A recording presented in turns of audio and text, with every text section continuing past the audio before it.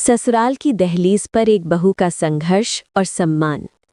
पूरी सड़क पर हलचल थी। घर घर में शादी की तैयारियां चल रही थीं। इन्हीं तैयारियों के बीच सानवी अपने कमरे में सूटकेस जमा रही थी। माँ वसुंधरा बार बार पूछती, बेटा कुछ रह तो नहीं गया? ससुराल अच्छी जगह है ना? सानवी ने मुस्कुराकर कहा, माँ बस आपकी दुआओं की कमी नहीं होनी चाहिए, बाकी सब ठीक हो जाएगा। पर वसुंधरा के चेहरे पर छुपा डर कोई नहीं देख पाया।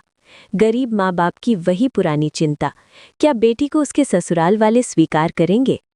शादी के बाद का पहला दिन था। सानवी ने पूरे मन से घर के बड़ों के लिए नाश्ता बनाया। सास कमला ने बस एक निगाह डाली और बोली, हम ठीक बनाया है, लेकिन मेरी बहू को इससे भी बेहतरीन सीखना होगा। देवर युग ने हंसकर कहा, भाभी सुबह 5 बजे कौन उठता है, लिमिट तो रखो। सानवी बस मुस्कुराई।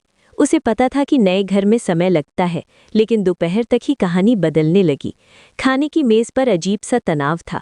जैसे ही कमला कमरे में आई बोली, हमारी पड़ोस वाली की बहू पूरा 25 तोले सोना लाई है और एक तुम हो सिर्फ 2 सेट। बेटा इज्जत भी कोई चीज होती है। सानवी को लगा जैसे किसी ने दिल चीर दिया हो।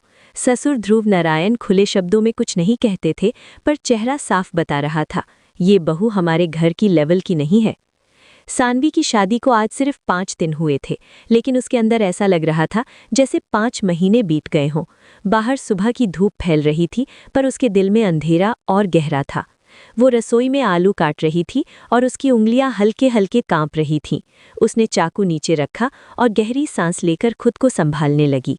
ससुराल वालों की नज़र अब भी उस पर वैसे ही थी, जैसे कोई सामान देखने आया हो, कोई इंसान नहीं। कमला किचन में आते ही बोली, इतने बड़े टुकड़े काटे हैं, हमारी बहू को बहुत कुछ सीखना पड़ेगा, मायके में सिखाया नहीं होगा शायद। आवाज़ नरम थी, लेकिन चोट गहरी। सानवी ने सिर झुका दिया, मैं ठीक कर दूंगी माँ।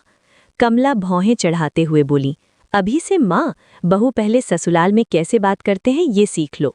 सानवी चुप रही। बात बढ़ाना उसे कभी पसंद नहीं था। वो हमेशा से शांत स्वभाव की थी, अपनी माँ पर गई थी, लेकिन लोग उसकी शांति को कमजोरी समझ लेते थे।